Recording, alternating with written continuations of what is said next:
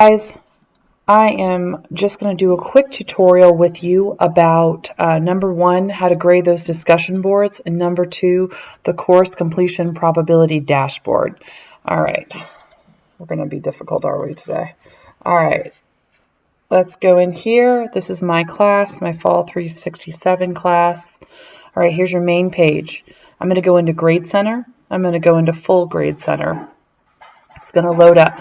Now you're going to see here that I have already graded everybody's discussion board, but here's how I did it. All right, so I'm going to go in. I'm going to click that right arrow.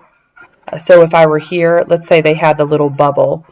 You can see it in a different way. Let's see. This is going to be a difficult one. No, you won't be able to see it. But usually you see the little bubble. Okay, so we're going to click this next to it, and we're going to grade user activity. Okay.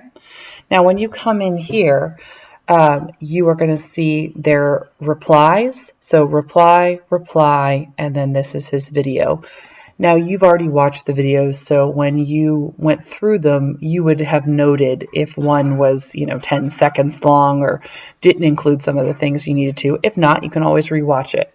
Now, this week, I'm not super stressed about if they have sources and biblical references and things like that. In some classes, I am harder on that, like in my grad classes, but in the undergrad, I don't go too far with that.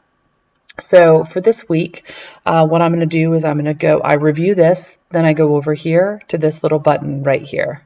Okay, this is the rubric.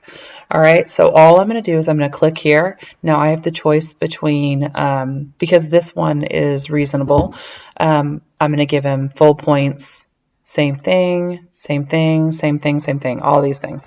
Okay, now having said that, so what I am going to do, so there is room to do different things. I do not make comments unless it's really specific in here. So for example, if they didn't have any replies and I had to put a 0, I would say, please include at least 2 replies each week.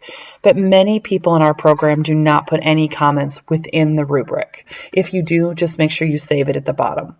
All right, I do put comments right out here, especially if it's a perfect type thing, perfect for this week. I said, great job, I appreciate it. In the future, this is what I'm looking for, blah, blah, blah. And then I say submit. Okay, as soon as I say submit, then I click and I go to the next person. So now I'm on Samuel. All right. Okay, so that is how you do the grades. When you go back into the Grade Center, you're going to see that everybody has a score by them.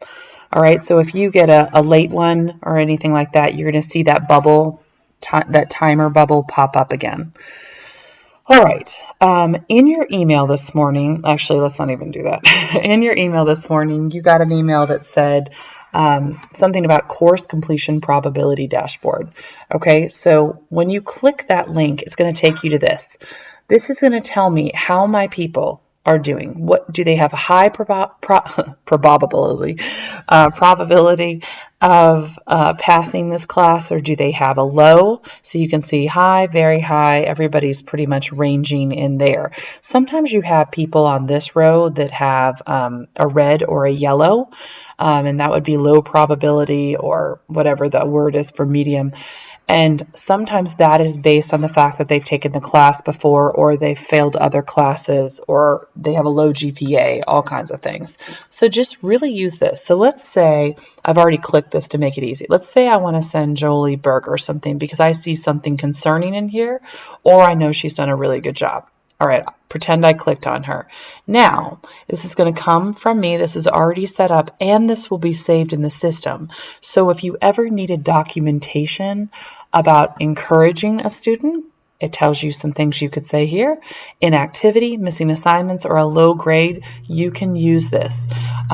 I know it says it right here, but make sure you don't put in Dear Jolie, because it'll say Dear Jolie, and it looks very automated. But you can send this, and it sends a copy of this to your email, and you can also send it to the student's personal email. I use this a lot to make sure I run through the people that are doing really well, the people that are my greens. Right now they're all greens, but come week 6, they won't be. So, and I use it a lot to hit people that have low grades or missing assignments. So those are your two kind of takeaways this week. Make sure you're in the discussion boards here or there this week just to see how things are going. Comment as you can. And if you have any questions as we go through the week, please let me know. All right. Have a good day.